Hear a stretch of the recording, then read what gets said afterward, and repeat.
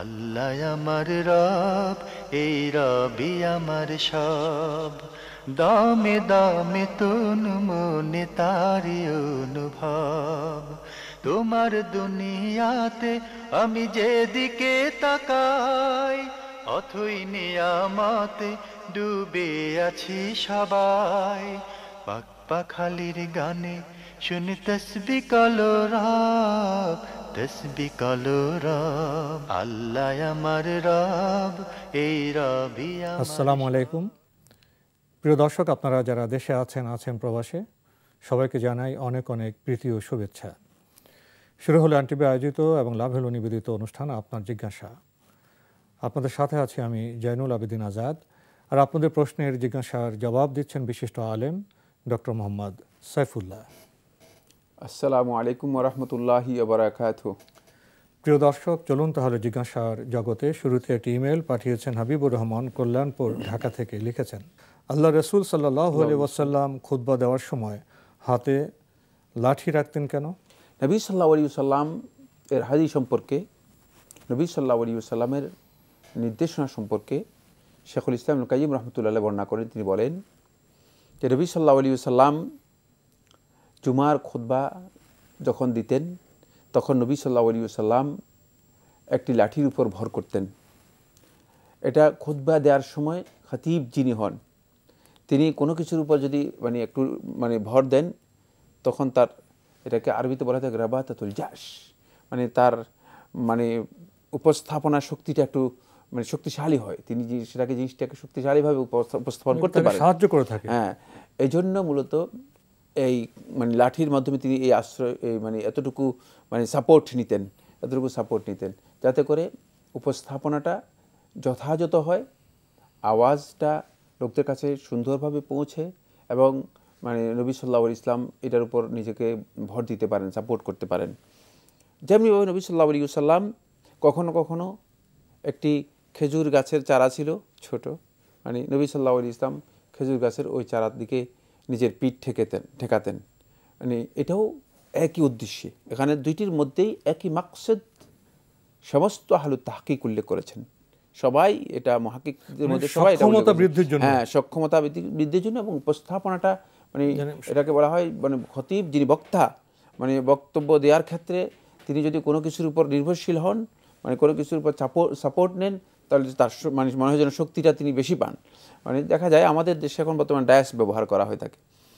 যদি ডায়াসে হাত রেখে দেখা যাচ্ছে যে বক্তব্য দিচ্ছেন, তখন তিনি বক্তব্য দেওয়ার ক্ষেত্রে তিনি কেন যদি কমফোর্ট ফিল করেন, এটা সহযোগিতা করে। কিন্তু কিছুই সামনে না থাকলে বক্তা বক্তব্য দেওয়ার ক্ষেত্রে তার ওই সাপোর্টটুকু থাকে না। এটা একেবারে স্বাভাবিক কথা এবং এটাই মূল কারণ। এই কারণে নবী সাল্লাল্লাহু আলাইহি ওয়াসাল্লাম সেই সাপোর্টটুকু নিতেন। এখনও যদি কেউ মনে করেন যে লাঠির এই সহযোগিতা নেওয়া প্রয়োজন, তিনি সহযোগিতা নিতে পারেন। যেহেতু নবী সাল্লাল্লাহু আলাইহি ওয়াসাল্লাম নিয়েছেন, তিনি সহযোগিতা নিতে পারেন। না জায়েজ নয়, নবী সাল্লাল্লাহু আলাইহি ওয়াসাল্লাম সহযোগিতা নিয়েছেন, যেটি এটা করা জায়েজ, না জায়েজ হবে না। বরং কেউ কেউ বলেছেন যে না, নবী সাল্লাল্লাহু আলাইহি ওয়াসাল্লাম নিয়েছেন, এই জন্য সুন্নাহ, নিতে পারবেন। কিন্তু কেউ যদি না নেন, তাকে বাধ্য করার প্রয়োজন নেই। কারণ নবী সাল্লাল্লাহু আলাইহি ওয়াসাল্লাম, শেখুল ইসলাম ইবনে কাইয়িম রাহমাতুল্লাহ স্পষ্ট করে উল্লেখ করেছেন যে নবী সাল্লাল্লাহু আলাইহি ওয়াসাল্লাম মিম্বর তৈরি করার পর নবী সাল্লাল্লাহু আলাইহি ওয়াসাল্লাম এর সাপোর্ট নিয়েছেন মর্মে কোনো রেওয়ায়েত সাব্যস্ত হয়নি। সুতরাং এরপরে মূলত লাঠির সাপোর্ট নেওয়ার বিষয়টি এটি যে বাধ্যতামূলক বা তাআব্বুদি বিষয়, ইবাদত সম্পৃক্ত বিষয়, এমনটি প্রমাণিত হয়নি। এবং আহলুত তাহকিক, মুহাক্কিক উলামায়ে কেরামের কাছে এটি তাআব্বুদি বিষয় ছিল না, বরং এটা এমন বিষয় ছিল যে বিষয়টি হচ্ছে মূলত মানুষের প্রয়োজনের সাথে সম্পৃক্ত বিষয়। যদি সাপোর্ট নেওয়ার প্রয়োজন কেউ মনে করে থাকেন, তাহলে তার জন্য তিনি সাপোর্ট নিতে পারেন, কোনো অসুবিধা নেই। কিন্তু আলহামদুলিল্লাহ এখন সুন্দর মিম্বর তৈরি করা হয় থাকে। আরও আপনি দেখতে পাবেন, আপনারা সৌদি আরবে তো মিম্বরের পরে সেখানে অনেক সুন্দর আয়োজন থাকে, সেখানে সাপোর্ট নেওয়ার মতো সব কিছু রয়েছে, সেখানে মূলত লাঠি রাখার দরকার নেই। তাই এ কথা চিন্তা করার কোনো সুযোগ নেই ইমানদার ব্যক্তিদের যে নবী সাল্লাল্লাহু আলাইহি ওয়াসাল্লাম ভয় দেখানোর জন্য অথবা লাঠি এখানে অস্ত্রের প্রতীক নয়, লোকদেরকে এটা বোঝানোর জন্য যে তিনি মানুষদেরকে মানে শক্তির একটা প্রদর্শনী করার জন্য নবী সাল্লাল্লাহু আলাইহি ওয়াসাল্লাম লাঠি ব্যবহার করতেন খুতবার মধ্যে, ব্যাপারটি এমন নয়। আর নবী সাল্লাল্লাহু আলাইহি ওয়াসাল্লামের হাদীস দ্বারা এটা প্রমাণিত হয়নি। একটি বিষয় গুরুত্বপূর্ণ, সেটা বলে দিচ্ছি, সেটা হলো হাদীস দ্বারা এটা প্রমাণিত হয়নি যে নবী সাল্লাল্লাহু আলাইহি ওয়াসাল্লাম চলাফেরায় মানে উঠা বসায় নবী সাল্লাল্লাহু আলাইহি ওয়াসাল্লাম কখন লাঠি ব্যবহার করেছেন। সাহাবায়ে কেরাম এই প্রমাণ দেননি। যদি মানে সেটা প্রমাণিত হতো তাহলে বুঝতাম যে নবী সাল্লাল্লাহু আলাইহি ওয়াসাল্লাম দুর্বলতার কারণে বা অসুস্থতার কারণে মানে নবী সাল্লাল্লাহু আলাইহি ওয়াসাল্লাম লাঠি ব্যবহার করেছেন। না, এটা প্রমাণিত হয়নি। নবী সাল্লাল্লাহু আলাইহি ওয়াসাল্লাম এভাবে লাঠি ব্যবহার করেছেন। শুধুমাত্র খুতবায়ের ক্ষেত্রে যেটি এসেছে সেটা সুনির্দিষ্ট প্রয়োজনে নবী সাল্লাল্লাহু আলাইহি ওয়াসাল্লাম ব্যবহার করেছেন। প্রয়োজন যখন মিটে গিয়েছে নবী সাল্লাল্লাহু আলাইহি ওয়াসাল্লাম ব্যবহার করেননি। আমাদের যারা বৃদ্ধ লোকজন আমাদের সমাজে দেখি, তারা চলাফেরার সময় এই সহযোগিতা নিয়ে থাকেন, এটা তো স্বাভাবিক জিনিস, সহযোগিতা নিতে পারেন, না জায়েজ নয়, জায়েজ। আরও লিখেছেন ফরজ নামাজ আদায়ের পর সম্মিলিত মোনাজাত নাই, কিন্তু রাসূল সাল্লাল্লাহু আলাইহি ওয়াসাল্লাম অনেক জায়গায় হাত তুলে মোনাজাত করেছেন। কখন এবং কিভাবে কোন কোন অবস্থায় হাত তুলে দোয়া করেছেন জানাবেন? হ্যাঁ, আপনি যেটি বলেছেন এটা সঠিক বলেছেন। ফরজ সালাতের পরে নবী সাল্লাল্লাহু আলাইহি ওয়াসাল্লাম সম্মিলিত সাহাবায়ে কেরামদেরকে নিয়ে অথবা মুসল্লিদেরকে নিয়ে নবী সাল্লাল্লাহু আলাইহি ওয়াসাল্লাম মুনাজাত বলতে আপনি যেটা বুঝিয়েছেন দোয়া, আসলে মুনাজাত নয়, নবী সাল্লাল্লাহু আলাইহি ওয়াসাল্লাম দোয়া করেছেন মর্মে কোনো রিওয়ায়াত সাব্যস্ত হয়নি। সুতরাং এটা সঠিক বক্তব্য। বাকি নবী সাল্লাল্লাহু আলাইহি ওয়াসাল্লাম বিভিন্ন সময় দোয়া করেছেন সাহাবায়ে কেরামদেরকে নিয়ে। ইস্তিসকায়ের সময় দোয়া করেছেন নবী সাল্লাল্লাহু আলাইহি ওয়াসাল্লাম, বৃষ্টির জন্য যে দোয়া করেছেন এটা সাব্যস্ত হয়েছে। নবী সাল্লাল্লাহু আলাইহি ওয়াসাল্লাম আরাফাতের ময়দানে দোয়া করেছেন, সাব্যস্ত হয়েছে। নবী সাল্লাল্লাহু আলাইহি ওয়াসাল্লাম খাওয়ার পরে কখনো কখনো দোয়া করেছেন, সাব্যস্ত হয়েছে। তাই এখান থেকে অধিকাংশ আহলু তাহকিক মাহকিক ওলামায়ে কেরাম বলেছেন যদি কেউ দোয়া করতে চান আর সেটাকে যদি নিজেরা সুন্নত বা ইলতিজাম না করেন, বাধ্যতামূলক না করেন, মানে সেটাকে সুনির্দিষ্ট নিয়মে পরিণত না করেন, তাহলে কেউ যদি সম্মিলিত দোয়া করে থাকেন, সম্মিলিত দোয়া করা হারাম বা নিষিদ্ধ বা বেদাত নয়, কিন্তু সেটাকে সুন্নতে পরিণত করে নেওয়া অথবা ইলতিজামের মাধ্যমে মানে নিজের জন্য বাধ্য করে নেওয়া, সুনির্দিষ্ট নিয়মে পরিণত করে নেওয়া, এই কাজটি সুন্নাহ পরিপন্থী কাজ, তাহলে এটি বেদাতে পরিণত হবে। এমনি যদি কিছু সংখ্যক লোক একত্রিত হয়েছে, যদি কোনো আল্লাহর নেক বান্দা তিনি বলেন যে ভাইজান একটু আমাদের জন্য দোয়া করেন, তারা যদি দোয়া করেন, এই দোয়া করাটা না জায়েজ নয়, জায়েজ রয়েছে। এই যুগের অনেক আলেম এই মাসআলার মধ্যে ফতোয়া দিয়েছেন এবং এটাই সঠিক বক্তব্য মূলত। তাহলে আল্লাহ রাব্বুল আলামিনের কাছে দোয়া করবে কিভাবে? বান্দা তো দোয়া করার উপলব্ধি থেকে তো মানুষ যে কোনো সময় আল্লাহর কাছে দোয়া করতে পারে। দোয়া করার জন্য এটি জায়েজ রয়েছে, বরং দোয়া চাওয়ার কথা বলা হয়েছে। ওমর ইবনে খাত্তাব রাদিয়াল্লাহু তাআলা আনহু সাহাবী হওয়া সত্ত্বেও আল্লাহ রাসূল সাল্লাল্লাহু আলাইহি ওয়াসাল্লাম বলছেন যে ইয়ামান থেকে এক ব্যক্তি আসবে, ইউকালু লাহু ওয়াইস, তাকে ওয়াইস বলা হবে। যদি ইজা লাকিতাহু, যদি তার সাথে তোমার সাক্ষাৎ ঘটে, তাহলে আমার সালাম বলবে এবং তাকে তোমাদের জন্য দোয়া করতে বলবে। সাহাবী। আর ওয়াইস ইবনে আমির আল কারনি সাহাবী ছিলেন না, তাবিঈ ছিলেন।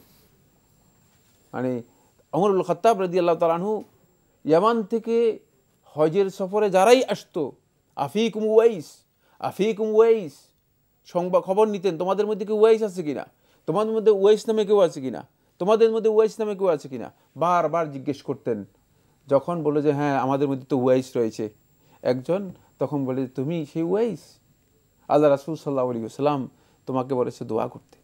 সুতরাং যদি এ ধরনের কোনো আল্লাহর নেক বান্দা কেউ মনে করেন যে আল্লাহর নেক বান্দা আল্লাহ তাআলার কাছে মানে তার ফরিয়াদ করলে হয়তো আমাদের জন্য মানে কোনো ফায়দা হতে পারে, বলতে পারেন যে আমাদের জন্য দোয়া করেন। এটা তো সবসময় বিষয় না, এটা কখনো বিষয়। হ্যাঁ, এটা জায়েজ রয়েছে, না জায়েজ নয়। এই ধরনের দোয়া করা জায়েজ, ইসলামী শরিয়া অনুযায়ী সাব্যস্ত হয়েছে। এর সপক্ষে অনেকগুলো দলিল সাব্যস্ত হয়েছে। আল্লাহ আমার রব, এই রবই আমার। এবার আমাদের হাতে একটি চিঠি পাঠানো হয়েছিল ব্রিটিশ ইন্টারন্যাশনাল স্কুল, শনির আখড়া, ঢাকা থেকে। আগের চিঠি অনেকগুলো প্রশ্নের আমরা জবাব দিয়েছি। আপনার 21তম প্রশ্নটি হলো এরকম: আজানের পর যে পূর্বে কালেমা শাহাদাত ও রাদিতু বিল্লাহি রাব্বা ওয়া বিল ইসলামি দিনা ওয়া বি মুহাম্মাদি ওয়া নবিয়া, তার অতীতের গুনাহ ক্ষমা হবে, কিন্তু কখন পড়বে? আজানের জবাব দিয়ে দরুদ পড়ে ওসিলা চেয়ে দোয়া করার পর না আগে? না, আসলে ব্যাপার হচ্ছে কি, মানে জিনিসগুলো ক্লিয়ার মানে জানতে হবে। আজানের পরে রাসূলুল্লাহ সাল্লাল্লাহু আলাইহি ওয়াসাল্লাম বলেছেন যে তোমরা ফাকুলু মিসলা মা ইয়াকুলুল মুআদ্দিন, মুআদ্দিন যেভাবে বলবে তোমরা সেভাবে বলবে। এটা হলো আজানের জবাব। আজানের জবাবটা আগেই দেবেন। এরপরে সুম্মা সাল্লু আলাইয়া, তারপরে তোমরা আমার উপর দরুদ পড়বে। তারপরে মানে কালেমা শাহাদাত পড়বে না, সুম্মা সাল্লু আলাইয়া, তারপর দরুদ পড়বে। দরুদের বিষয়টি সাব্যস্ত হয়েছে। রাসূলুল্লাহ সাল্লাল্লাহু আলাইহি ওয়াসাল্লামের উপর দরুদ পড়বে। সুম্মা সালু আল্লাহ আলী আল ওয়াসিলাহ, তারপরে সাল্লাল্লাহু আলী আল ওয়াসিলাহ, আল্লাহ রাব্বুল আলামিনের কাছে আমার জন্য ওসিলায়ের দোয়া করবে। ওসিলায়ের দোয়া হচ্ছে ওই আল্লাহুম্মা রাব্বা হাযিহি দাওয়াতিত তাম্মাহ, যে দোয়াটি রাসূলুল্লাহ সাল্লাল্লাহু আলাইহি ওয়াসাল্লাম শিক্ষা দিয়েছেন, ওই দোয়াটি পড়বে। একেবারেই স্পষ্ট বিষয়, এটি আজানের জবাবের পরেই ধারাবাহিকভাবে আসতেছে। আজানের জবাবের পরে ধারাবাহিকভাবে আসতেছে। আজানের জবাব দেবেন, জবাব দেওয়ার পরে আপনি দরুদ পড়বেন, দরুদের পরে তারপরে আপনি এই যে দোয়াটি রাসূলুল্লাহ সাল্লাল্লাহু আলাইহি ওয়াসাল্লাম শিক্ষা দিয়েছেন সেই দোয়াটি আপনি বলবেন। এখানে তাশাহুদ পড়া অথবা শাহাদাত, কালেমাতু শাহাদাত পড়া কোনোটাই হাদিস দ্বারা সাব্যস্ত হয়নি।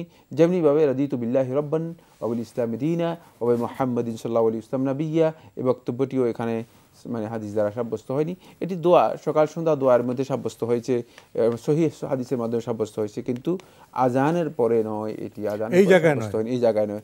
মানে আমরা মানে অনেক সময় দেখা যায় যে নিজেরা আবিষ্কার করেই এক জায়গায় জিনিস আরেক জায়গায় সেট করি। কেন সেট করে থাকি? একটু নতুনত্ব তৈরি করার জন্য। আর আমাদের মধ্যে কিছু সংখ্যক মানে বন্ধু গবেষক আছেন, তারা মানুষদেরকে বিভ্রান্ত করার জন্য একটা নতুন কিছু দিতে পারলে তো মনে করে যে হ্যাঁ হুজুর একটা নতুন একটা কিছু দিলেন, সুতরাং নতুনের এখানে চেষ্টা করার দরকার নেই, নতুনের কোনো প্রয়োজন নেই। বরং নতুনকে আল্লাহ রাব্বুল আলামিন আল্লাহ রাসূল সাল্লাল্লাহু আলাইহি ওয়াসাল্লাম থেকে স্পষ্ট করে জানিয়ে দিয়েছেন রাসূল সাল্লাল্লাহু আলাইহি ওয়াসাল্লামের মাধ্যমে যে নতুন যা কিছু আছে সবটাই হচ্ছে বেদাত, এবং শাররাল উমুরি মুহদাসাতুহা, এগুলো সবচেয়ে নিকৃষ্ট কাজ, দিনের মধ্যে নতুন জিনিস আবিষ্কার করা। প্রিয় দর্শক, এবার আমাদের হাতে একটি চিঠি পাঠিয়েছেন আব্দুল কাদের, শেরেবাংলা রোড, খুলনা থেকে। লিখেছেন, সম্মানিত আলেমগণের প্রতি শ্রদ্ধা রেখে বলছি, ঈমান সম্পর্কে আলেমগণ মিথ্যা কথা বলেন, শুধু বিশ্বাসকে ঈমান বলছেন। এই সুযোগে কুখ্যাত খুনি, কুখ্যাত দুর্নীতিবাজ, কুখ্যাত সন্ত্রাসীরা নিজেদেরকে ঈমানদার মনে করেন এবং জান্নাতের আশা করেন। তাহলে বিধর্মীদের মধ্যে অনেকে আল্লাহ, শেষ নবী, পরকাল, কোরআন, হাদিস ইত্যাদি সব বিশ্বাস করেন, অনেকে শিরক করে না, তাদেরকে ঈমানদার বলেন না কেন? এরপরে প্রশ্ন করেছেন, আলেমগণ চাঁদা সংগ্রহের জন্য ঈমান সম্পর্কে মিথ্যা কথা কেন বলেন? এবার প্রশ্নটা আমার কাছে খুব বেশি পছন্দ হয়নি। না, প্রশ্নের ভাষা তো সুন্দর, প্রশ্নের ভাষা এত মানে মানে আক্রোশপূর্ণ ভাষা দিয়ে প্রশ্ন করেছেন যে আলেমদেরকে তিনি বলেছেন যে আলেমরা মিথ্যা বলেন।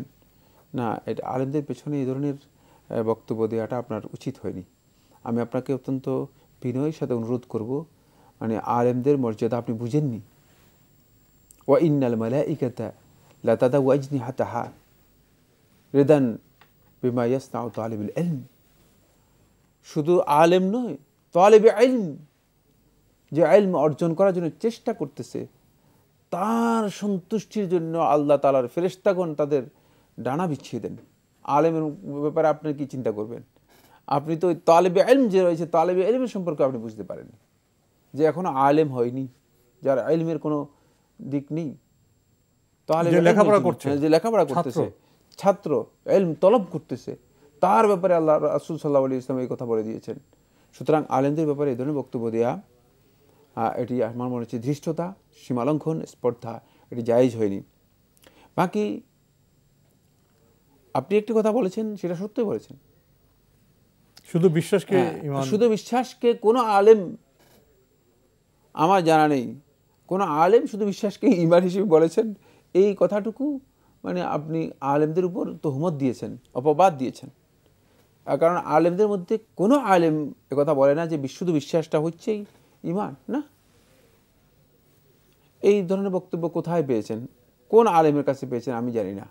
যার কাছে সামান্যতম ন্যূনতম ইলম রয়েছে সে কথা বলবে না, কারণ ঈমানের ব্যাপারে আলেমদের বক্তব্য স্পষ্ট। ঈমানের মৌলিক তিনটি বিষয় রয়েছে, আর তাসদীক বিল জানান, অন্তরের বিশ্বাস পরিপূর্ণরূপে থাকতে হবে। তারপরে ওয়াল ইকরার বিল লিসান, এই অন্তরের এই বিশ্বাসটাকে অবশ্যই মৌখিকভাবে স্বীকৃতি দিতে হবে, মুখে এটাকে প্রকাশ করতে হবে। তারপরে ওয়াল আমল বিল আরকান, এরপরে অঙ্গ প্রত্যঙ্গের মাধ্যমে এইটাকে যে স্বীকৃতি দিয়েছে সেটাকে বাস্তবায়ন করতে হবে, সেটাকে কাজে পরিণত করতে হবে। মানে ঈমানের সাথে আমলের সম্পর্ক রয়েছে। এটি সকল যুগে মূলত ওলামায়ে কেরাম এই বক্তব্য দিয়ে আসতেছেন। এখন আপনি কোন আলেমের বক্তব্য, মানে কার সাথে দেখা হয়েছে আপনারা জানি না, কোন আলেম বলেছে যে শুধুমাত্র বিশ্বাসী ঈমান? না, এটা কোনো আলেমের কথা বলতে পারেন না। যদি বলে থাকেন তাহলে তিনি আলেম নন। এখন আপনি সমস্যা হয়েছে এখানে যে আপনি হয়তো আলেম লেবাসধারী অথবা আলেম নামধারী, অথবা মানে আপনার কাছে কোনো ব্যক্তির বক্তব্য মনে হয়েছে তাকে আপনি আলেম মনে করেছেন আর সেটা চালিয়ে দিয়েছেন। সমস্যাটা এখানে আমাদের একটু কথা বলা দরকার। আমাদের সমাজে অনেক সময় দেখা যায় আলেমদের উপরে এবং ইসলামের উপরে অনেক মন্দ কথা বলা হয়। আসলে এই সংকটটা যিনি বলছেন তার, জি জি, ইনি আলেমের সংজ্ঞা জানেন না, এবং লেবাস ইসলামকে একটু লম্বা কাপড় পরলেন, লম্বা দাড়ি, সুন্দর দাড়ি আছে, তাকে আলেম মনে করেন। এবং সে ব্যক্তি যদি ইসলাম সম্পর্কে না জানেন কীভাবে সঠিক কথা বলবেন? সে ব্যক্তি যদি জ্ঞানী না হয়ে থাকেন তাহলে জ্ঞানভিত্তিক কথা তিনি কোত্থেকে বলবেন? তখন একটু লেবাসের কারণে তাকে আলেম বানিয়ে ইসলামের উপরে, আলেমদের উপরে তহমত দেওয়া হয়, বদনাম করা হয়। এটা তো সে ব্যক্তির সংকট, সে ব্যক্তির সমস্যা, যিনি আলেমও চেনেন না, তিনি ইসলামও বোঝেন না। প্রথম তো তাকেই সংশোধন হওয়া দরকার। এখানে ওনার বড় ধরনের সমস্যা, সেটা হচ্ছে উনি মানে কোনো আলেমের বক্তব্য মূলত কোনো যুগেই প্রমাণ করতে পারবে না যে আলেম বলছেন যে শুধুমাত্র বিশ্বাসী হচ্ছে ঈমান। এরপরে যে প্রশ্নটি করেছেন, সেই প্রথম প্রশ্ন যেটা করেছেন সেটি হচ্ছে যে তারা কি করে থাকেন? খুনি, দুর্নীতিবাজ, কুখ্যাত সন্ত্রাসীরা নিজেদের ঈমানদার মনে করেন ওই বক্তব্যের কারণে, যে শুধু বিশ্বাস রাখলেই ঈমানদার, বিশ্বাস রাখলেই ঈমান হয়ে যাবে। খুনি, সন্ত্রাসী, দুর্নীতিবাজ যাদেরকে আপনি বলছেন, ঈমানের কি সম্পর্ক? এদের তাদেরকে তারা নিজেরা যদি ঈমানদার দাবি করে, আপনি নিষেধ করতে পারবেন? আপনি নিষেধ করতে পারবেন? আপনার নিষেধ করার কোনো অধিকার আছে? সে ঈমানদার দাবি করতেই পারে, কিন্তু তার ঈমানের বিষয়টি স্বীকৃতি তো আল্লাহ তাআলা জানেন। আমল তো ঈমানের সাথে যাচ্ছে না। সুতরাং তার আমল থেকে আমরা মানে যেটা বলে আমরা কোনোদিন এই কথা বলবো না যে সে ঈমানদার ব্যক্তি। যদি তার ঈমানের বিপরীতে কোনো কাজ থাকে, ঈমান ভঙ্গকারী কোনো কাজের মধ্যে যদি সে লিপ্ত হয়, তাহলে তাকে ঈমানদার বলার কোনো সুযোগ ইসলামের মধ্যে নেই। সেটা কোনো আলেমের পক্ষে জায়েজ নেই যে তার ঈমানের তাহকিক করবে, বলবে যে হ্যাঁ আপনি ঈমানদার ব্যক্তি, এটা বলার সুযোগ নেই। কিন্তু ঈমানদার দাবি করলে, দাবি তো সবাই করতে পারে, কেউ যদি দাবি করে থাকে সেটা দাবি করতে পারে, আপনি সেখানে কিছুই করতে পারবেন না। এখন একজন খুনি এসে বলে আমি পাক্কা মুসলিম, তাহলে আপনি কি বলবেন? আপনি তাকে বলবেন যে না তুমি পাক্কা কাফের, এইভাবে আপনি বলার কোনো অধিকার রাখেন না। তখন আপনি তাকে বলতে হবে যে তোমার যে আমল রয়েছে সে আমল দিয়ে বোঝা যায় না যে তুমি পাক্কা একজন মুসলিম, সে আমল থেকে বোঝা যায়। কাজের সাথে সম্পর্ক নেই, তোমার মানে কাজের সাথে তোমার যে ঈমানের কথা বলতেছো, ঈমানের কোনো মিল নেই, সেটা বলতে পারেন। বাকি এই বিষয়টি মানে দাবি করার বিষয়টি সে দাবি করতে পারে, যে কেউ দাবি করতে পারে। দাবি করলেই যে সে এই দাবির মানে অধিকারী হয়ে যাবে, হকদার হয়ে যাবে। আমরা যখন বাজারে যাই তখন দোকানদাররা অনেক কিছু দাবি করে না, আমার এটা শ্রেষ্ঠ মাল, 1 নম্বর মাল, বেস্ট কোয়ালিটি ইত্যাদি ইত্যাদি দাবি করে না। তখন আমরা কি করি? আমরা তো পরখ করি, আমাদের বিবেচনা করে জিনিসটা কিনি। দাবি করলে আমরা সেটা মেনে নিই। তাহলে এক্ষেত্রে অন্যরকম হবে কেন?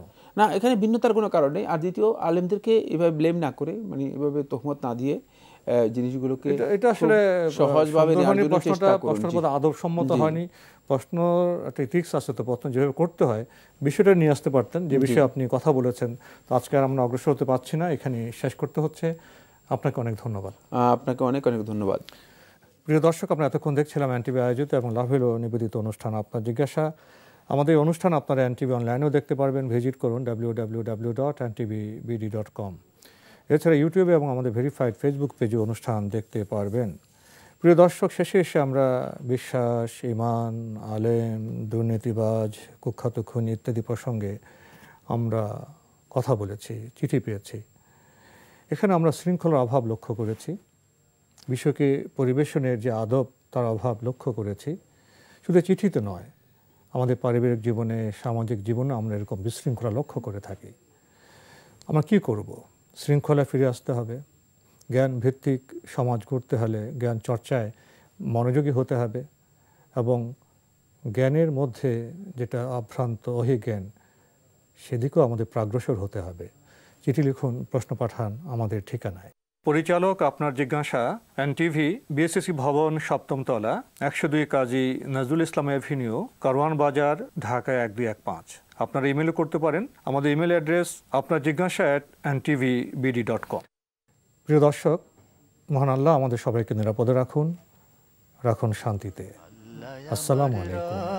এই রবি আমার সব, দামে দামে তুন মনে তারি অনুভব। আল্লাহ আমার রব, এই রবি আমার সব।